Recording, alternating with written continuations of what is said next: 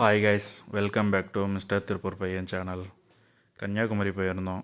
கன்னியாகுமரி போயிட்டு சூரியன் உதயமாகிறத பார்த்து முடிச்சுட்டு போட்டில் வந்து விவேகானந்தர் மடத்துக்கும் திருவள்ளுவரையும் பார்க்க போயிருந்தோம். 2 மணி நேரம் கழித்து தான் இந்த போட்டில் போகிறதுக்கே வாய்ப்பு கிடச்சிச்சு கைஸ். அவ்வளோ கூட்டம். போயிட்டு திருவள்ளுவரை பார்த்து முடித்தோடனே கண்ணாடி பாலம் வழியாக திரும்ப விவேகானந்தர் மடத்துக்கு வந்து விவேகானந்தர் மடத்தில் இருந்து திரும்பவும் திருவள்ளுவரை பார்க்க போயிருந்தோம்.